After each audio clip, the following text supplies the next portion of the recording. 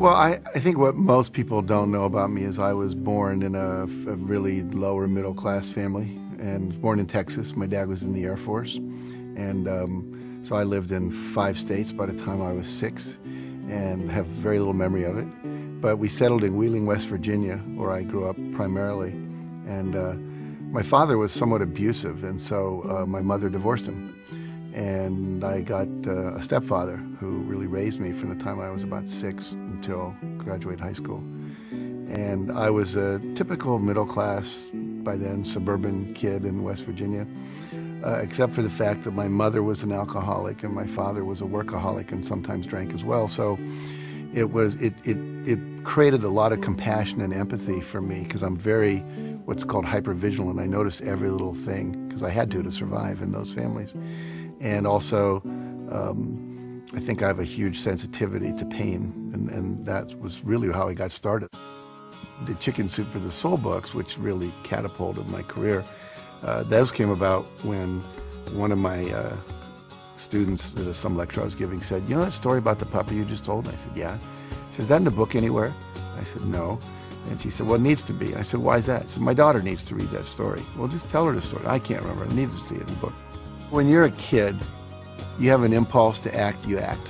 You want to touch the cat, you want to throw the cat out the window. You want to stick your hand into the VCR and put peanut butter in there, you do.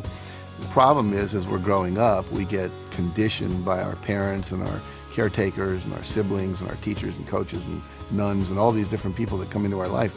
Don't do that. Stop. That's bad. You know, we get slapped and told we're not okay. And so after a while, when we go to do something, we're looking, is it okay if I do this, you know? Instead of just doing it. All my sons and my stepson and my stepdaughter have been great risk takers. They're all artists. One's a drummer, one's a hip-hop singer. One is he's in high school, but he's in the school play. He just had to leave the school play. He sings, and then my daughter's a singer, and my other son is very athletic. He's a surfer. He snowboards as well, and he's always inventing games and trying out new things. Always on the edge, you know. Always coming in with cuts and scrapes, which I love, because they're out there on the edge of their potential, exploring how they can keep pushing it. And it's not that they never get scared or they never feel rejected and have to go through things, but they seem to rebound very quickly. Every one of us knows what we want. We can feel it.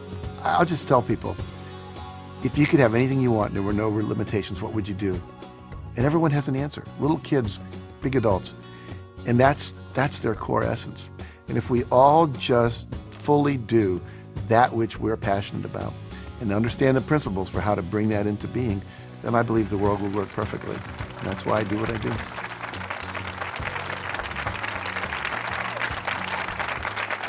Thank you. Thank you very much. Well, it's a pleasure to be here and to share these ideas with you and really help you take your life to the next level, which is what we all want to do, or we wouldn't come out to these kind of events. I'm going to start by sharing with you a number of very important critical ideas. And the first one is this one. There's a friend of mine, his name is Orrin Hudson, and he was the Alabama State chess champion. And he grew up in the ghettos of Birmingham and became a chess champion. Then he was the #1 Cadillac dealer and became a professional speaker. And I was talking to him, we were having lunch together down in New Orleans, and it was at a professional speakers convention, and we were talking about my new book, The Success Principles. It was about to come out, and he said, "You know, to me, success is like knowing the combination to a lock." He said, if you know the combination to a lock, it doesn't matter if you're male or female, white or black, Hispanic or Asian, you're 55 or you're 16, your IQ is 150 or your IQ is 93.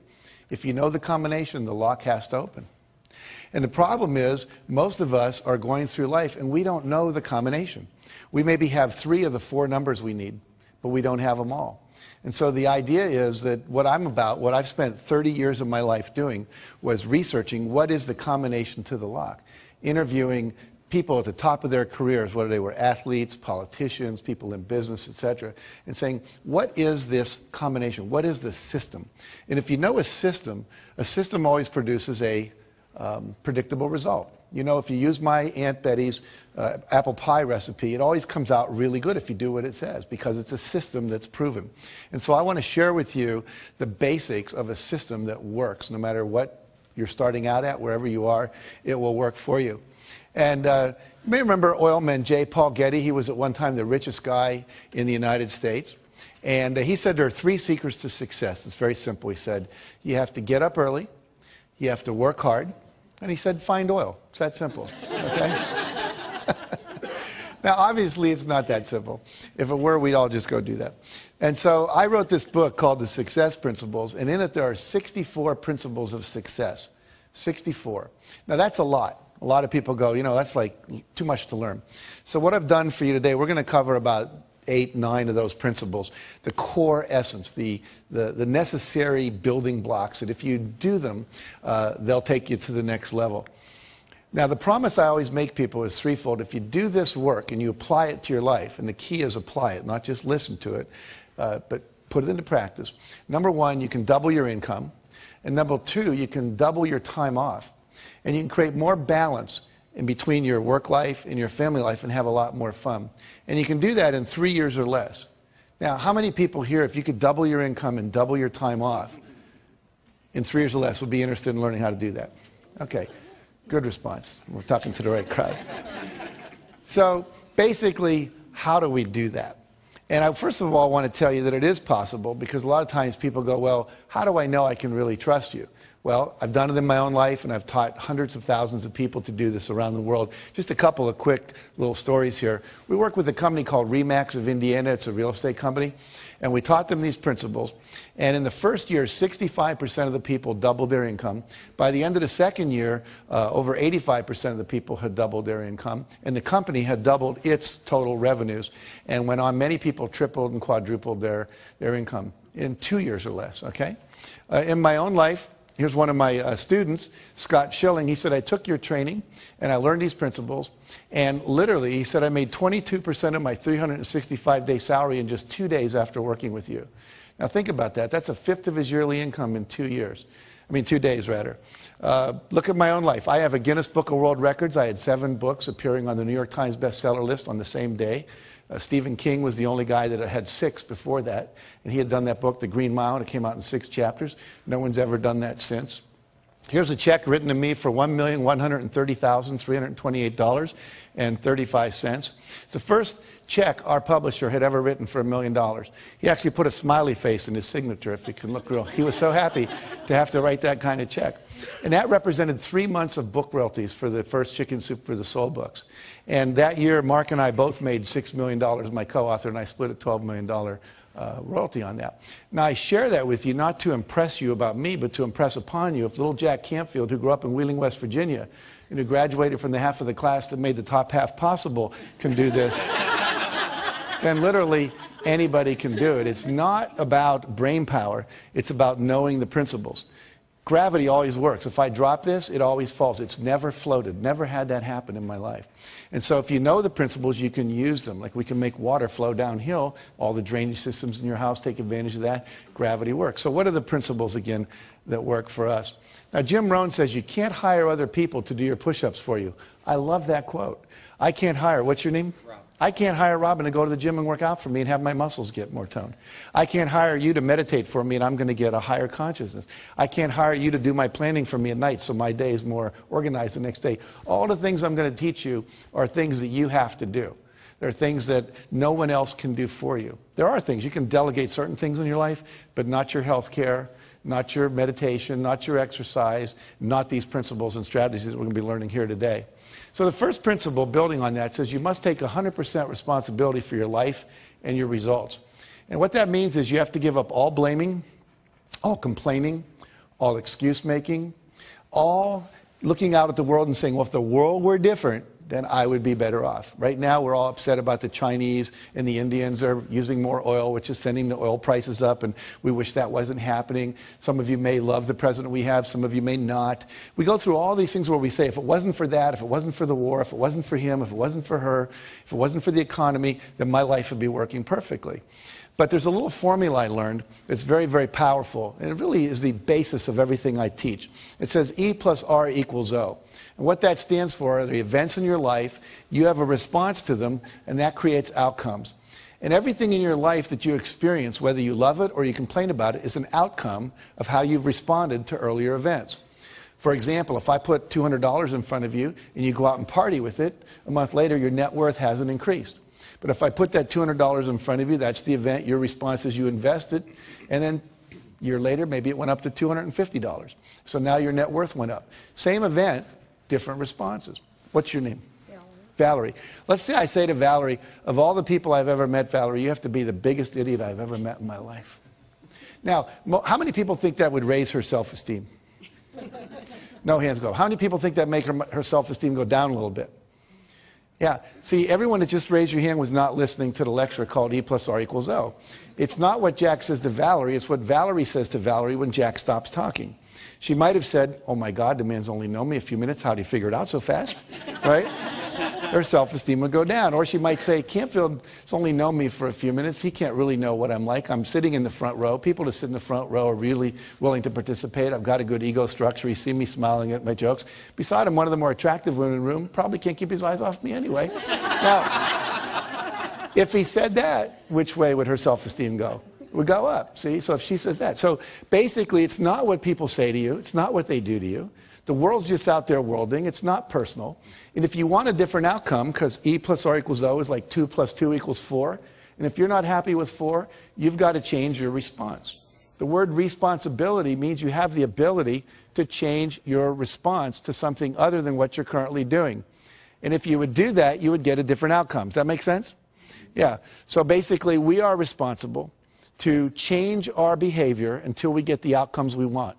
And that's kind of an experiment. You never know if something's going to work or not. Maybe you're distant from your spouse and you try a new communication technique you learn in a workshop and it works. You go, oh, great. Or maybe you try and it doesn't work. Well, there's just about 500 more you could try. You know, you could read Men Are From Mars, Women Are From Venus, Children Are From Hell, one of those books. And just kidding. But, you know, there's so much out there, so many good techniques. And unfortunately, most people don't experiment with trying on new ones. Life should be approached as a huge experiment. And you just keep experimenting until you get it right, okay? All right, we talked about that, so we'll go to this. E plus R equals O again. I want to give you a business example. A friend of mine during the first Gulf War was a Lexus dealer, and people stopped coming in to buy Lexuses. They were all watching CNN and CNBC and watching the war on TV. And plus, we were having a minor recession, so people were holding on to their discretionary income. So what happens was, he said to his staff, E plus R equals O. There's a war. People are watching TV. Our response is we've been doing the same thing. Ads on the radio, ads in the newspaper, waiting for people to come in. Well, they're not coming in. We better do something different. We're not going to go out of business, but we're going to take a huge economic hit if we don't. So they tried 4 things, one of which worked, and I'll tell you what that was. They said, if the people aren't coming to us, let's take cars to where they are. Okay? So they would go out with 5 or 6 Lexuses, and they'd go to a party. What's your name, sir? Tom. They go up and say, Tom, what do you do for a living? I'm an investment banker. You're an investment banker. How's the investment banking business doing these days? Great. Doing great. What's he eventually going to ask me? What do I do? And I'm going to say I'm a Lexus dealer. And then I would say, have you ever driven a Lexus? Yes. Yes. Did you like it? Loved it. Loved it. You know, we have a new LS400 outside, never been ridden by anyone. It's got the new Nakamichi sound system, quadraphonic sound. It's got the tilt-back mirrors. It's got the new seats that have the air that comes out that can keep you warm or keep you hot, depending on what you need. Would you like to take a little spin with me, see what it's like? Great. So we go and we take a little spin in the Lexus. Now you come back in. Let me ask you a question. How many of you have ever test-driven a new luxury car and then got back in your old car? You know that feeling? You were really satisfied until then. Well, they ended up selling over 60% of the people they did that with a new car within 2 weeks. Because they didn't wait. They tried something different. And if you keep experimenting like that, you'll find the R that works, but you have to be willing to take a risk. And the reason most of us don't do that is we don't want to feel uncomfortable, because all new things require discomfort. I'd like you all to do this with me real quick. Fold your hands like this, and you can do this watching at home, in your hotel room, wherever you might be if you're watching this on a TV set. And notice which thumb is on top, your right or your left. And whatever that is, I'm going to ask you to unfold all your fingers and have the other thumb show up on top. Okay? Don't just move a thumb, but all the fingers are moving. Now, how does that feel? Uncomfortable? Awkward, strange, yucky, wrong, not me, right? Now, what does your body want to do? Go back. Wants to go back, so let it go back. How's that feel? Most of you said better. Tom over here went, oh, like, I'm me again, right? What happens is, literally in life, this is what stops most people from being successful. One of the things is that they would rather be comfortable than do what's required. Anytime you do something different, it's uncomfortable by its very nature. Now, most of you remember learning to drive a car. You were probably awkward. You know, you forgot to hit the clutch when you hit the brake. But after a couple months, you're there driving with your knee. You got a Big Mac in your left hand. You're breaking up a fight in the back seat with the kids with your right hand. No big deal. But you have to be willing to go through that awkward, uncomfortable stage. And most people, unfortunately, won't do that. And so they get locked in what we call their comfort zone. So what I want you to do is to realize that life is an experiment. You have lots of responses that are possible. And I'm going to teach you some of those new ones, perhaps, that you can apply to your success. So there's three kinds of responses. Number one is your behavior, what you do and say out loud. Number two is your thoughts. Number three is the images you hold in your head. Those are the only three things you have any control over in your life. What you say and do, the thoughts you think, and the imageries that you hold inside your head. So we're going to look at this whole area of thoughts for a minute. And I'm going to ask somebody to come up here and volunteer to do a little exercise with me. It'll take about 1 minute. So, okay, great. What's your name? Marianne, very good. Come on up, Marianne. And I'd like you to turn around and face the group. Now, are you right-handed or left-handed? Right-handed. Right-handed. Is your left arm okay? Any injuries going on here? Very good. So what I'm going to do is push down on your arm. I want you to push up, okay? So we'll see how strong you are. Very good. Now, you said your name was Marianne? Yes. So say, my name is Marianne, out loud. My name is Marianne. And then resist. That's a very funny last name. But that's so my name is Marianne. My name is Marianne. And resist, good and strong. Now I want you to make up a name that's not yours. My name is Margaret. My name is Joe. Any name at all. And just say it, and then I'll test your arm. My name is Kathy. Say it one more time. My name is Kathy. And resist.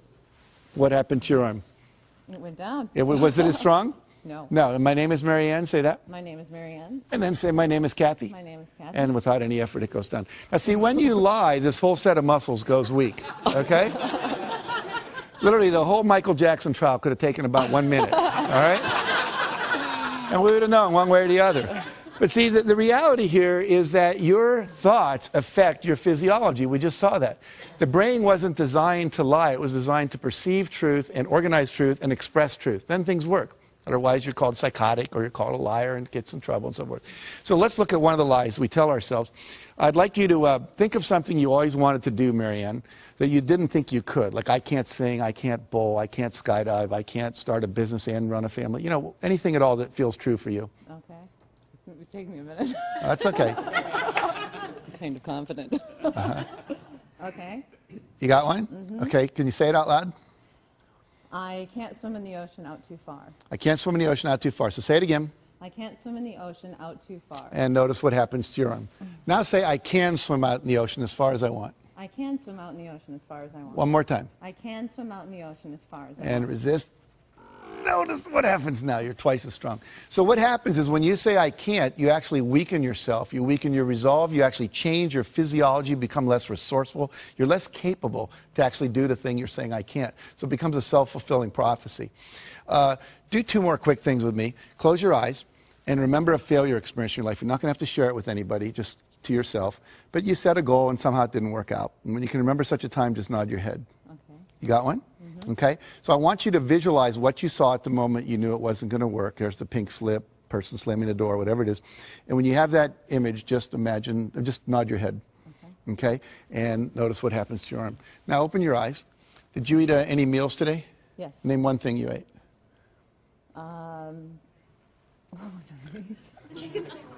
Chicken sandwich. Chicken sandwich. Okay, good. You brought your agent with you? Okay. A friend. Yes. All right. So now close your eyes and remember a time when you had a success experience. You set a goal and you achieved it and you were really proud of yourself. You remember such a time? Mm-hmm. And vision what you saw then. Make a real clear picture in your head of what you saw when you knew it was a success. Okay. And resist.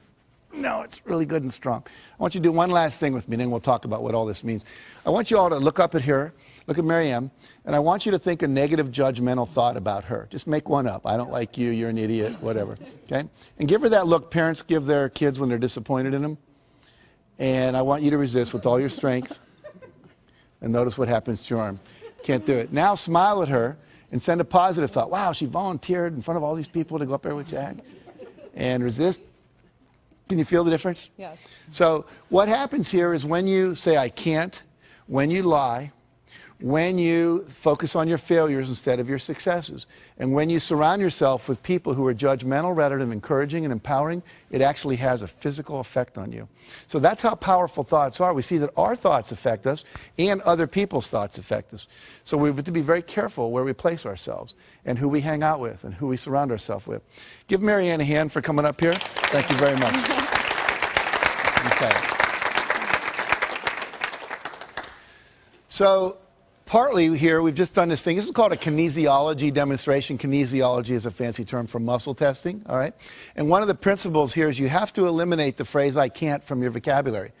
I can't, I wish I were able to, I'll try. Those are all ways of saying I'm not capable. And they're very insidious, and it's part of our culture. I actually teach people to wear a rubber band, and if they say something negative about themselves, they just snap themselves when they're aware of it. Not like to really hurt yourself, but just to raise your awareness. In my company, if anyone says I can't or we're not able to, we can't get that done by Friday, you know, they'd say something like, well, we'd need 8 people to do that. Well, great, call the temporary agency. It can be done by Friday. And if they'd say something negative, it cost them $1. We'd fine them. We'd put it in a jar, and at the end of the month, we'd give it to charity. Well, we stopped doing that after a couple of years because no one was doing it anymore, because the culture shifted because of that focus. Henry Ford said, whether you think you can or think you can't, either way, you're right. Why is that? Because if you think you can, you will try. And if you try, you're probably going to pull it off. And if you think you can't, you won't. And if you don't try, then you're not going to get it done at all. Make sense? Okay. Maddie Christensen was a kid I interviewed for our book. Imagine this picture. He has no leg from the knee down on this leg, no leg from the knee down here. 2 prosthetic devices that he's got. His right arm is just a normal prosthetic device, and his left arm from the elbow down is a prosthetic device with a lacrosse stick appended to the end. He is the pitcher on his Little League baseball team, and he could use that to catch the ball. His team, with him as the pitcher, went to the New York State Finals in Little League. He wrestles, he plays basketball. How many of you, if you'd been born with no arms past the elbow and no legs past the knees, would have thought that baseball was your career? But Maddie went for it. I can tell you story after story. I met a kid named Kyle Maynard last year. He wrote a book called No Excuses. We were over in Ireland together. He has no legs past the knees. He was the #2 wrestler in the state of Georgia his senior year in high school, and now wrestles for the Georgia State University Wrestling Club. Wrote a book on Oprah. He can type 150 words a minute with the stubs of his arms. He can eat with a spoon. I mean, he's the most amazing guy. And we say that, and then when I hear that and I look at these people, I think, what's my excuse? What story am I telling me that I can't do something when these people can do that? And I tell you that hopefully to inspire you to realize you can do anything. There's nothing you can't do. And all those people that are out there that are doing anything that you go, wow, that's great, is just a model for you that says this is possible. And if they can do it, I can do it. He said to me when I was interviewing him, he said, you have to give up all of your excuses. He said, you have to become solution-oriented. You have to move in such a way that you're always solving a problem. He said it was just a problem to be solved because he was so passionate about what it is that he wanted to do. Some of you have seen Tony Robbins on television, and he tells a wonderful story that we put in our first Chicken Soup for the Soul book of being in New York. He sent his staff out. He said, I want you to go find a van because I want to take some food, put it in some baskets, about 30 baskets of food, and we'll go give it to the homeless people up in Harlem. So they went out to rent a van. He came back a couple hours later from some radio interviews. There was no van. He said, where's the van? I said, Tony, there are no vans for rent in New York. They're all being used. It was Thanksgiving weekend. They'd all been rented up. He says, well, why didn't you just go get one from someone else? I said, Tony, people own them. They're using them. He says, come on. And they went out on the street. And the first van that came by, Tony jumped out in front of it like this and started going like that. Now, Tony must be, I don't know, 7 foot, 8, 10, whatever. He's big. And he said, I learned something about New Yorkers that day. He says, they don't stop. They speed up. So he said that strategy wasn't working. E plus R equals O. We need a different response. So they went to where the cars had to stop, called a traffic light. And then he'd knock on the window and they'd roll it down and he'd say, hi, I'm Tony Robbins. You may know me from TV. But even if you don't, what we're trying to do is rent a van and, find a van. We're glad to pay you to rent it. And we'd like to just get some food and drive it up to Harlem and give it to some homeless people. And they would all say, I don't want to go to Harlem. It might not be safe up there. And so this went on for a half hour. And finally, Tony's staff said, Tony, give it up. It's never going to happen. We're not going to get a van. Let's go eat dinner. And Tony said, that's a terrible attitude. We are going to get a van. It's just a numbers game. Well, another half hour went by. And Tony knocked on the window of this one van. And the window went down and told him a story. And the guy said, jump in.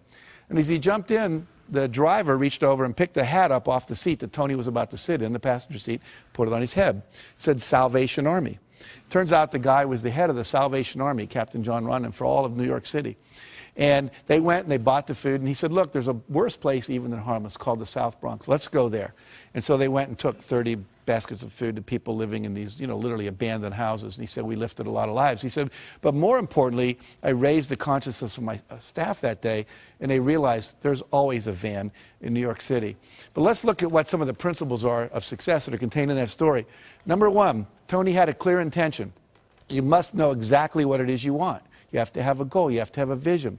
Number two, he had a positive expectation. He fully expected to get it. Pete Rose, the great baseball player, said, he was interviewed once, he said, when you go up to bat, how often do you expect to get a hit? He said, every time. He said, if I'm not expecting to get a hit, I shouldn't be standing there. And you don't always hit it, but you're going to come from that expectation level. He never gave up because he fully expected the result was going to happen. It was just a matter of time. Number three, he took action. Because a lot of times you have great ideas. I was just here today, a guy was talking about, we were talking about horseback riding, and he said, it'd be neat if they made those gel things they put in the feet to put on the saddle of horses, because your butt gets sore when you ride a horse. And I said, that's a great idea, and he just passed it off. I said, no, you ought to do something about that. How many times have you had a great idea, didn't do anything about it, and then a year later someone did something about it, made a lot of money, got the promotion, etc. So when you have the idea, the inspiration to act, it's time. Act. And you don't have to know it perfectly. You can drive from here to California, wherever you might be, assuming you're not in Hawaii, by going west. And what happens is that you don't have to see the whole route. You only need to see 200 yards ahead of you. At night, you can drive just with your headlights, and the headlights keep moving with you. And your goal in life is to get in the game. You don't have to see the whole blueprint. You just have to see the next steps, the next steps, the next steps. And if you keep taking the next steps, eventually you get to where you want to go. Does that make sense? And then he persevered. He never gave up. Some people give up too soon. We were rejected by 144 publishers when we did Chicken Soup for the Soul. Most people don't know that. What if we'd have stopped after 100? Said, well, this isn't going to happen. I wouldn't be standing here talking to you today. We just kept on going until we got the result. It took us a year and a half to sell that book, but we sold it. Now, the last thing is called law of attraction. We believe that when you are vibrating at the level of 100% expectancy that you're going to get something, it's already a done deal. Piece of cake, no big deal. We're going to win this thing. We're going to get that contract. I'm going to make this thing happen. Then what happens is the universe literally responds. And we're going to talk about this a little more later. Now, who is the most perfect guy to come in a van for Tony? Could anyone be more perfect than the head of the Salvation Army who knew all the places in New York and was committed to doing this? Well, they had to wait for an hour because he wasn't there yet. See? So sometimes when you're doing this, you're putting on it the vision of this should happen by this date. It's okay to set goals like that, but sometimes it takes a week longer, a year longer, whatever. But law of attraction says if you'll just hold the expectancy, like attracts like. If you say, I want to be a millionaire, but I don't know anyone that would ever teach me how to do that, or I want to buy a car, but I don't have any money, then what you're doing is saying, it's like calling up Domino's Pizza and saying, send me a pizza, and calling them up a minute later and saying, never mind. It's like, you've got to create the space mentally to hold this vision that you've got. And that requires expectation and then knowing that the perfect thing is on its way, just as it was in that situation for Tony. In the Success Principles, I write about a woman named Catherine Lonigan. Catherine Lonigan went off to college. She wanted to be a writer, and she took her first writing class, and she got an F. And she went to see the teacher and said, why'd I get an F? He says, because you can't write. She says, well, I'm on a scholarship, here to be a writer. I came to be in the creative writing program. I was the editor of my yearbook, editor of my school newspaper. I wrote a play that was performed in high school. They told me I was gifted. I said, well, you're not. He said, if you stay in my class, you're going to flunk it. And if you flunk my class, you'll lose your scholarship. And she said, well, what do I do? He said, I'll make a deal with you. If you promise never to write again, just, history paper and stuff, but you're not going to try to be a writer, I'll give you a passing grade. You'll keep your scholarship, change your major. So she did. I called it, she made the deal with the devil. 15 years later, she's down in Texas. They're making a movie at the next town over, and down where she lived in Texas, people would show up at the gas station after it rained just to see the oil slick. It was kind of boring there. So she said, wow, they're making a movie, let's go. So everyone drives over, and everyone's talking to the movie stars. She's talking to the writers, saying, what's going on, what's happening? And why are you interested in us? Why not the movie stars? Well, I always wanted to be a writer. And the guy said, BS, if you wanted to be a writer, you would have written. She said, I was told on good authority I couldn't write. He was a Harvard professor visiting our campus that year. He said, that's BS. He said, what I want you to do is go write something, send it to me. I'll tell you if you can write. I do it for a living, I know. So she goes and writes a book, sends it in to him. He sends it to an agent in New York, and they publish it. Her next book was called Romancing the Stone. The book after that, Jewel of the Nile. Both made into movies with Michael Douglas and Catherine Turner. So what's the deal here? 14, 15 years of her talent wasted because she bought someone else's evaluation of her. My friend Terry Cole Whitaker says, she wrote a book called What You Think of Me Is None of My Business. You know? Do not let other people's evaluations of you control you, okay? It's just an E. Your response is, thank you very much. You keep pursuing your passionate dream, okay? Now, another principle is you've got to drop out of the Ain't It Awful Club. What does that mean? It means you have to surround yourself with positive people. We saw when Marianne's arm went down up here when you all did negative thoughts about her. And how many of you, think about this, where do you spend your time? Is it with positive people or is it with negative people? You have to be very careful about where you put yourself. Jim Rohn said, again, you're the average of the 5 people you spend the most time with. Who do you spend the most time with? They're a mirror back to you at what level your life is actualizing at.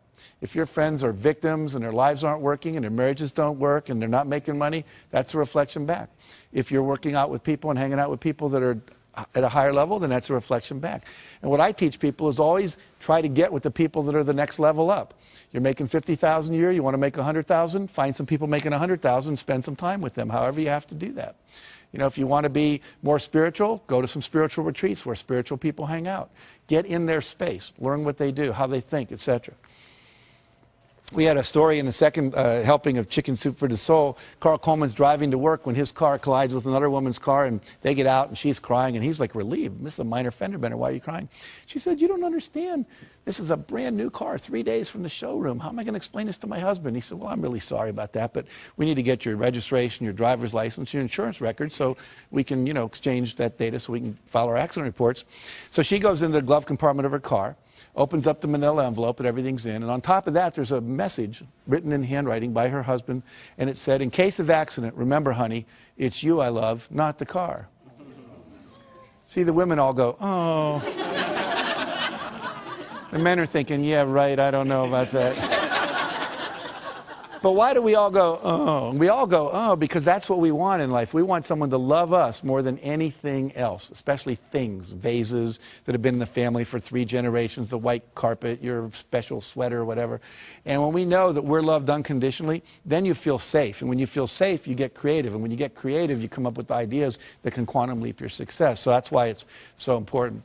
Number 2, success principle, that's really the core principle here, is decide what you want.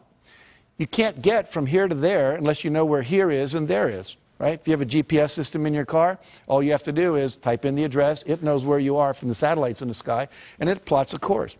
Your brain works the same way. The problem is, according to the research, less than 10% of Americans have written measurable goals for the year. In some cases, I've been in the companies where less than 3% of the people did. Less than 10% of high school students are ever taught how to set a measurable goal. This is a failure in our education system. You know anyone that got divorced because they didn't know the 7 exports of Brazil or the 5 causes of the Civil War?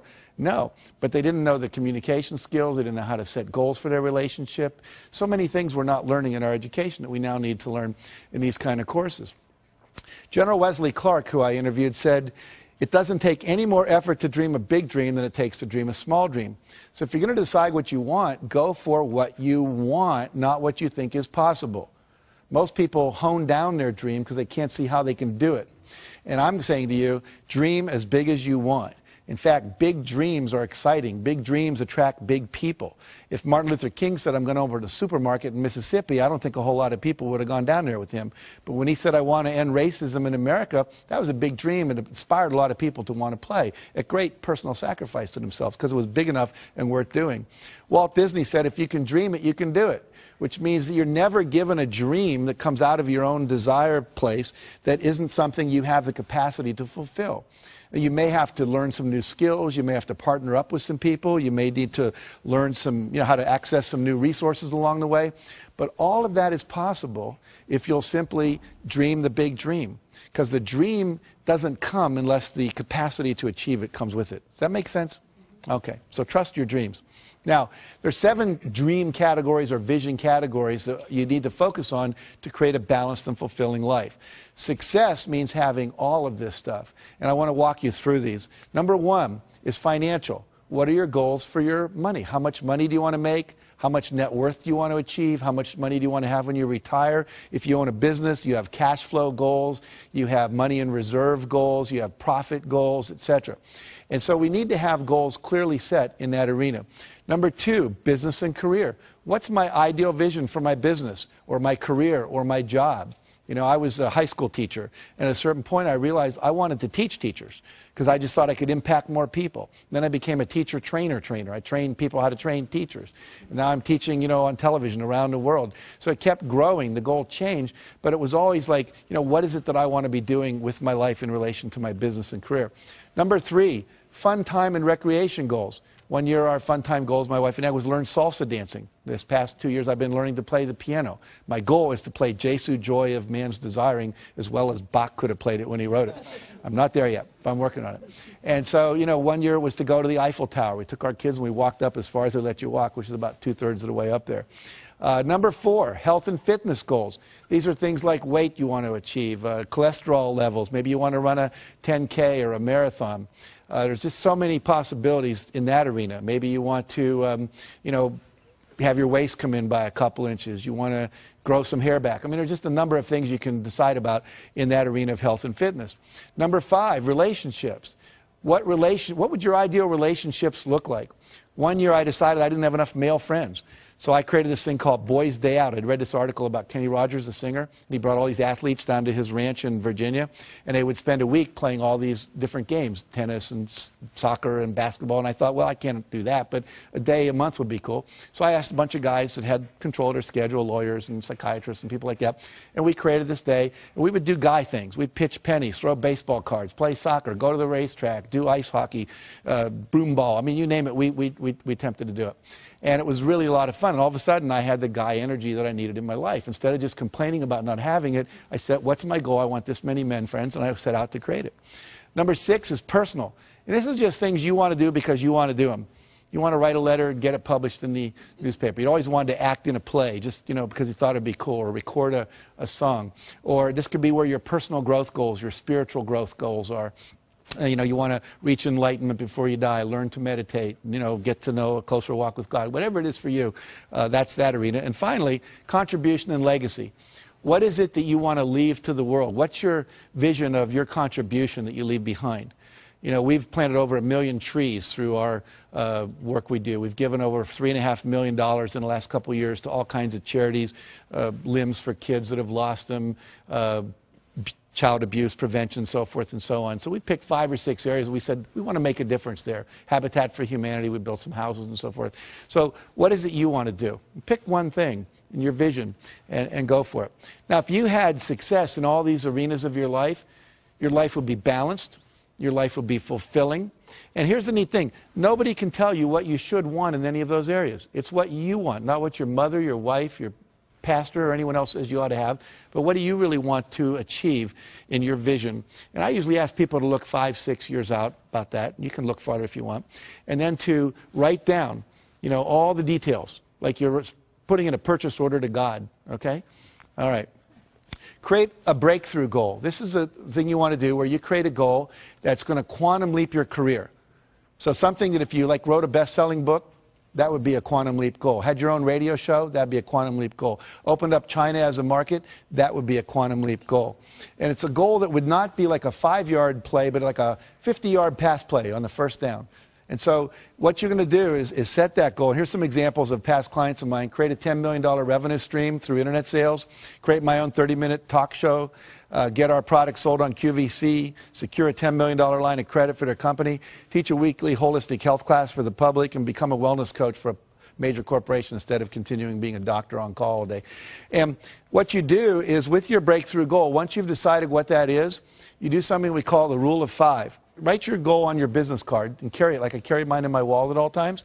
And then once you've done that, every day you're going to do, this for this year, it says, I'm joyfully celebrating 15,000 people having completed the Canfield Success Principles coaching programs. What that allows me to do is have you all get value without me having to leave my house, see? And that's a breakthrough for me, so I could travel less, be home more, etc. And with the breakthrough goal, we say the rule of 5. That means every day you do 5 specific concrete actions to move that goal forward. You're not going to do that in all 7 arenas of your life. It's just too time consuming. But if I wanted to be a best-selling author, then maybe I write for so many minutes. I do some interviews each day. When we brought out Chicken Soup for the Soul, we sent out 5 free books every day to people that could promote that book. One day we couldn't think of anyone to send it to. We sent it to the O.J. Simpson jury, and we gave them each a book. And about 5 days later, they're all walking into court carrying Chicken Soup for the Soul. And the cameras were all going, made national news. And so if you just do something every day toward that goal, there's something called the law of probabilities, which says the more things you try, the more likely one of them will work. They may not all work, but if you only try 2 things, the law of probabilities is not on your side. Try 100 things, one of them is likely to hit. Does that make sense? Okay, good. Mentioned we did that. And this book, which was rejected by, what? I told you, over 144 publishers, went on to sell 10 million copies in 41 languages because we did 5 things every day.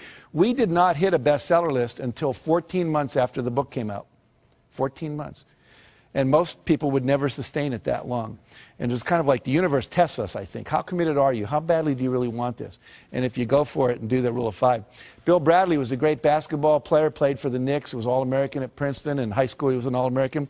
Every day, he'd find 5 spots on the basketball court, and he would have to shoot 15 in a row before he would go in. And sometimes he'd be out there 2 hours after everyone else had showered and gone home. He did that all through college, all through his professional career. What happens? He goes on, becomes NBA Hall of Famer, later senator from New Jersey, because he was willing to prepare. You have to be willing to do the work as well as dream the dream. The third thing says unleash the power of goal setting. So now we got this vision, things we want, but we have to get and turn them into objectives. And they have to become measurable in time and space. And the key words here are how much by when. I want a big house. Well, what's big? For some people, it's 4,000 square feet. For Bill Gates, it's 35,000 square feet. It's a real different definition of what big is. And by when do you want it? Well, I would like it by June 3rd, or 2007, or I want it by January 5th, 2010. Be very specific. Now, we said it may not show up exactly then, but the more specific you are, your brain will figure out what has to happen to get it to happen in that time frame. So here a person says, I'd like to increase my income. They're better off if they say, I will earn $200,000 by 5 p.m. December 31st. I'd like to spend more time with my husband. Well, I will take 3 long weekend vacations and 1 2-week vacation with my husband by November 30th at 5 p.m. Much more specific. Now the brain knows what to do, okay? I'd like to spend more time with my wife. I'll take ballroom dancing lessons with my wife for 12 weeks from September 21st to December 21st. As soon as we get specific, there's a part of your brain that starts calculating what to do. If you call a travel agent and say, want to go on a trip, what's the first thing they ask you? Where do you want to go and when do you want to go there? And until you tell them that, you're stuck. And your brain works the exact same way, that little GPS system. I'm going to lose weight and get fit. Needs to be, I'll weigh 190 pounds or 140 pounds by a certain date. Make sense? Again, less than 10% of Americans do this. And guess what? 10% of Americans own 90% of America. And guess what? They're the same people because they're clear about what they wanted, clear intention. All right. Next area is images. We now know that your body cannot tell the difference between a real event and an imagined event. Okay? If I were to have you close your eyes and imagine you were standing in the middle of a very small terrace on top of the tallest skyscraper in the world, you'd start to have queasy stomach and your hands would sweat because your body would really think it was there, even though you were safe in this room. Now, we can use that principle to our advantage to create success by using this power of visualization. And here's an example. One basketball team at Ohio State University, they took and they said, we want 1/3 of you, they all had equal foul shooting records, to not touch a basketball for 30 days. The other third, we want you to go out and practice basketball every day for a minimum of a half hour, preferably an hour, shooting foul shots for 30 days. And the third group, they said, we just want you to close your eyes and visualize shooting foul shots. Don't touch a basketball for 30 days. And guess what? First group, as you'd imagine, showed no improvement. Second group, practicing for 30 days, they get 24% improvement. And the third group that only did it in their mind got 23% improvement when they brought them back to the court and had them practice. So what happens here? I wish there would have been a fourth group, right? Practice and visualize. We'd have probably got up in the 30 or 40% improvement level. But what this tells us is simply by visualizing your goal is already completed, by seeing it nothing but net every time, the body starts to respond and adjust itself to create the result. So one of the great success techniques is people that are super successful are often called visionaries, and the reason is they close their eyes and they see the future. You create your future by envisioning it. Okay? And I recommend you do that every day at least twice, once in the morning when you get up and once before you go to bed. They did a study at NASA where they took astronauts and they had them wear concave lens goggles, which meant you see the world upside down. Imagine trying to negotiate relationship with me and I'm hanging from the ceiling and my right's my left. It'd be pretty complicated. These goggles had no peripheral vision and they had to wear them 24 hours a day for 30 days. What they were expecting was to see if they'd get nauseous, become hostile, lose sleep, to see how they'd handle disorientation in outer space. What they hadn't predicted was that about 25 to 30 days into it, every one of the astronauts, their brain flipped the image right side up again. They're still getting upside down input, but they created new neural pathways. And they came out of this, the psychologists came up with something they call a 30-day principle. And what the 30-day principle says is that if you want to change a behavior, change a habit, anything at all, you must, in fact, do it for 30 days. Uninterrupted, because they tried a subsequent experiment where they had half the astronauts take their goggles off on day 15, keep them off for one day, put them back on again. Took another 25 to 30 days before they flipped them right side up again. So we know that it's current, contiguous, everyday repetition. This is why most New Year's resolutions don't work. It's why most corporate change programs don't work. It's why most of our school programs don't work. There's not that 30-day uninterrupted. This is why basic training in the Marine Corps does work. Because they got you down there for 6 weeks and they're not letting you out of their sights and you're in a context that's held tight for that 6-week period. So if you want to visualize, your goal is already achieved, minimum of 30 days. That make sense? Okay, good. Let's see here.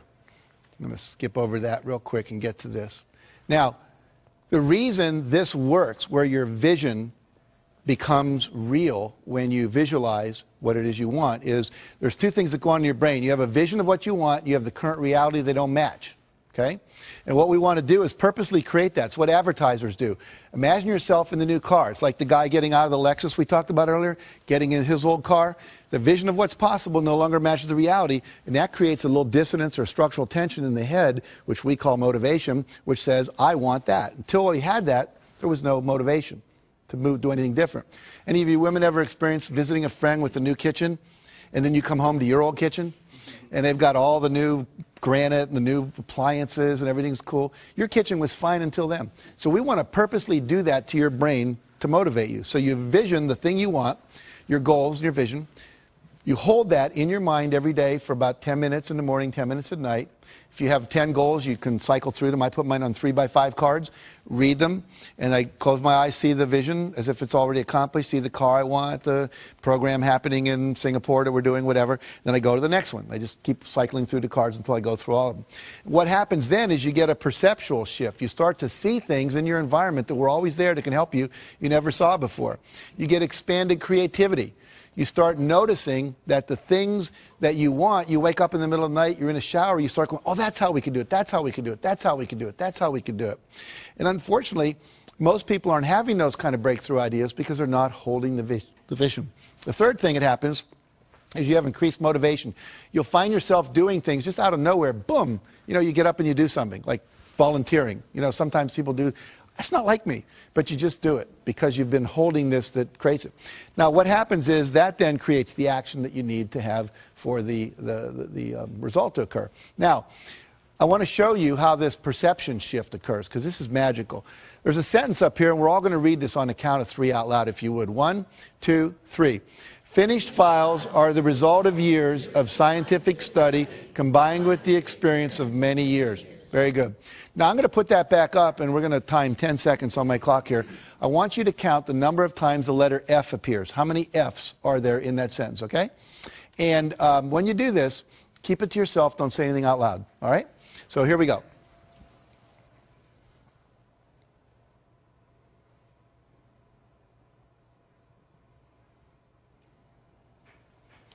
Okay. How many counted, by show of hands now, it's real important you participate. How many counted 3 Fs? Hold your hands up. We got about half the audience more. How many counted 4 Fs? About 5 people. How many counted 5 Fs? About the same amount, 7 maybe. How many counted 6 Fs? 1, 2, 3, 4, 5, 6, about 8 people. Anyone count 7 Fs? All right. Now, were we all looking at the same sentence? Go like this. And yet some people saw 3 Fs, some people saw 4, some people saw 5, and some people saw 6. Let's look to see what the real objective reality is up there. There are 3 Fs that I'm sure most of you saw, correct? But there's also 3 more. There are 6 Fs in that sentence. Now, do you think that Bill Gates and Michael Dell and Steven Spielberg and George Lucas see more Fs out in the world than most of us do? Yeah, these are resources. These are possibilities. These are options. These are people that can invest. These are people that can give a good hug.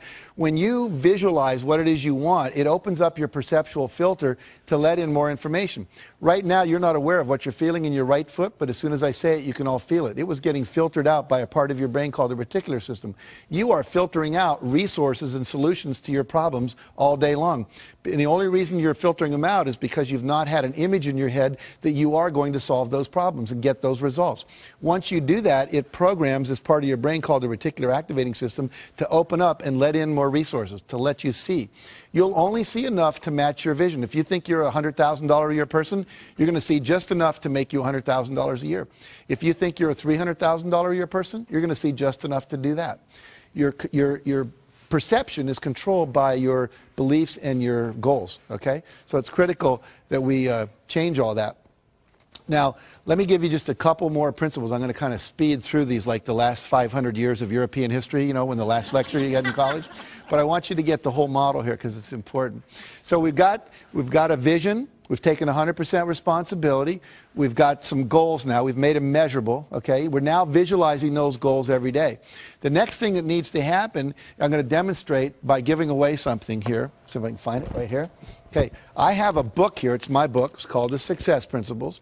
And I've sweetened this by putting as a bookmark a $100 bill. Okay, that's real money. And I'm going to give this away to someone here in the audience to illustrate the next principle. Who would like this? Okay. Marianne, good job. Now, what did only 5 people in this whole room do that no one else did? They got off their butt and they took action. And so the next principle is you must take action. When you start visualizing your goals and this GPS system comes in, you're going to start getting little roadmaps, and we call them inspired actions. You're going to start getting inspirations to act. You must act on them.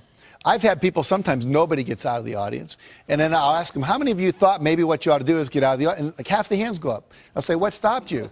I didn't want to look like I needed it that much. I didn't want to get up there and have me be wrong and look foolish, you know. I didn't want to like get there second. I thought maybe you weren't really going to do it. I'd look like an idiot, you know, whatever. They have all kinds of excuses. Those are the same excuses they use in their life not to take action on their dreams. So you must take action. But here's the problem, or the challenge. Not every action is going to work. Goes back to E plus R equals O. We have to experiment, right? So if not every action is going to work, you have to take action, and then you have to assess, did it work? And here's the next principle. Ask for and respond to feedback. Ask for and respond to feedback. Let's say that I was married here. What's your name again? Valerie. Valerie, yeah. So Valerie and I were married, right? And what I would do every week if we were husband and wife is I would ask her, on a scale of 1 to 10, how would you rate the quality of our relationship? Anything less than a 10 gets a follow-up question. What would it take to make it a 10? If we were in business and I was a vendor and you were a client, I'd say on a scale of 1 to 10, how would you rate the quality of our product or the quality of our service or the quality of our delivery? And anything less than a 10 gets a follow-up question. What would it take to make it a 10? That gives me directive feedback on how to improve. Why don't most people ask that question in life? Anyone know? They're afraid of the answer they're going to get. Here's what I want you to get. Everybody in your life, if I'm married to Valerie, her mother knows, her sister knows, the women down at the shop where she shops know, the women in the salon know that she's not happy with me. I'm the only one not in on it. And I'm the only one that can make it better. Isn't that absurd? So asking for feedback is a really critical thing. Asking is a critical principle, period. If I want more, I have to ask other people, participate, support me, be my mentor, be my coach, buy my product, whatever it is. And again, most people don't ask for what they want. And the fear there is fear of rejection. I want to talk about rejection. If I ask Valerie to have dinner with me afterwards and she says no, most people go, woo, Jack got rejected in front of all those people and on television and oh my God. But see, let's look at it. Did I have anyone to eat dinner with before I asked Valerie? No. Did I have anyone to eat dinner with after I asked Valerie? No. Did my life really get worse? No, it stayed the same. See, if I apply to Harvard and don't get in, I wasn't in Harvard before I applied, I'm not in Harvard after I applied. And as one of my friends pointed out recently, you spent your whole life not going to Harvard. You know how to handle that, right? It's not that difficult. So you have to be willing to ask. You have to reject rejection. And then the other key, after you respond to the feedback and give the feedback, is you've got to persevere. You never, ever, ever, ever give up. 144 publishers said, no, we're not interested in Chicken Soup for the Soul. We didn't give up. I had a friend who wanted to be a chiropractor up near Pebble Beach, California, and he went to the Chiropractic Association and said, you know, would you help me open my office here? And they said, no, we really don't want any more chiropractors here. We're going to recommend you go somewhere else. We have one chiropractor for every 8 people. He said, well, I really want to be here. So he ignored them. Remember, what you think of me is none of my business. And he went out, and he literally knocked on doors for 6 months. Knocked on 12,500 doors, talked to 6,500 people, and asked 4 questions. You know, should I name my office this or this? Should I put it over on this side of town or that side of town? If I wanted people to come in before or after work, if they had a 9-to-5 job, would I be better open 7 to 9 or 5 to 7? And finally, he said, what newspaper should I advertise in? And lastly, he said, if I do an open house, would you like an invitation? 6 months later, he opened his office. His first month in practice, young kid, still in his 20s, out of chiropractic school, made $72,500 net profit. He netted over $1 million that year. Now, what did he do different than most people? He went out and he engaged people. He asked them, would you like to come? Would you get involved with me? I was giving his talk, and a guy came up to me and said, you know, I've been coming to this church where I was talking to, he said, for 15 years. And now you're telling me about this guy. You know, he came and he knocked on my house. And I talked to him. And I didn't need a chiropractor for 5 years. And then once I had an accident at work, and he said, I still had his card on my bulletin board in the kitchen. And I went to him because you know him. See, we do business with people we know. Okay, so never, ever, ever give up. Ever, ever, ever. Now, other principle. We'll start to wrap this up here. It's never too late to start. Some of you are sitting here or you're viewing this and you're going, but I'm too old. I want to tell you 2 quick stories. Helen Klein. At the age of 55, her husband comes to her and says, I want to train to run a 10K race. That's about 6 miles. She said, are you crazy? We're in our 50s. He said, no, I want to do it. Why don't we just run around the backyard? Now, their backyard was about 3 times bigger than most of our backyards, but it wasn't a ranch or anything. They ran around, and they just dropped dead almost at the porch on the back. Like, and she said, I was so disgusted with myself, I decided the next day I would either walk or run around twice, the next day 3, the next time 4 times. She just kept adding 1 lap every day. Then she started doing it around the block, and she would add a lap every day. Well, in 6 months, she got to the point where she could run a 10-mile race, and she entered it. Now, I met her when she was 83. She was getting an award at the same place I was in California.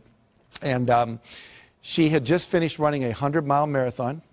She's run several 24-mile marathons, 5 75-mile ultramarathons, including one all the way around Lake Tahoe. She started when she was 55. Cliff Young shows up, Australian, 61, sheep herder, to a race that goes from Sydney to Melbourne. It's about 800 kilometers. He's not wearing Nikes. He doesn't have on Pumas. He's not wearing the latest running gear. All these world-class athletes are there. He's wearing Oshkosh overalls over a T-shirt with a baseball cap, work boots, and galoshes. And they're all laughing at him, like, you crazy? Is this some kind of publicity? So he says, no. He says, what running experience do you have? He says, well, I chase the sheep around. We don't have a horse or anything, so when, you know. Anyway, they take off, and they're going crazy, and they're running and running and running and running, and he just kind of starts shuffling off like this. That night, all the other runners went to sleep. You're supposed to run 18 hours and sleep 6. Well, no one told Cliff that you were supposed to sleep. So he didn't know. So because he didn't know, he didn't do it. He said, I've stayed up many nights chasing my sheep around and make sure they didn't get in trouble. So he's running, and he runs right by him, and because he runs right by him, no one tells him to stop because they're all asleep. He cut 5.5 hours off the world record for that race. Okay? So here's the deal. Doesn't matter how old you are. And the other thing important in that story is the less you know about how you should be and you just go for what you want. See, most of us, we have all these beliefs that are limiting us. Find the stories that inspire you and start believing that. Believe you can. Talk to yourself in a positive way. And if you do that, you can create miracles in your life. And I'll end with this story. One of my favorite stories, a minister gets a call from his parishioner. Her name is Aunt Hattie, they call her in the church, and he's Reverend Jim. And she says, I just went to the doctor, and they called me and said that I've got terminal cancer. And they said I got 6 months to live at the max. And I'd like you to come over and help plan my funeral with me. He said, well, he started to try to comfort her. He said, no, don't comfort me. I'm really old and I've lived my life and achieved all my goals. I'm very happy. But I don't trust my kids to do the funeral right, so please come over and we'll plan it. So he goes over and they start planning the funeral. She said, I want this, I want to wear this dress. And I want this psalm read, and I want this hymn sung, and I want this open casket. I want these kind of flowers. And I want this poem on a card, a memory card with my picture that people can take away. And then she said, I want to be buried, and I want to have my Bible in my left hand and a fork in my right hand. And the minister said, well, I understand the Bible in Hattie, but why the fork? She says, whenever we have those church socials and we're down in the basement and they come by and they say, if it's going to be a really good dessert, they always say, keep your fork. It's not going to be something like Jell-O or pudding. It's going to be apple pie or cherry cobbler or chocolate cake. And whenever they say, keep your fork, I know the best is still yet to come. So when people come by my coffin and they look in and they go, Reverend Jim, why the fork? I understand the Bible. She was very religious, but why the fork? You just look them right in the eye and say, Aunt Hattie knew the best was still yet to come. And so for all of you, if you'll put these principles into action and not think about them, but actually do them, and if you really want to go deeper, get the book or go to one of my seminars or whatever, you can go to my website and download things. It's just jackcanfield.com and take the forms there and use them. I promise you, for you, the best is still indeed yet to come. Thank you very much.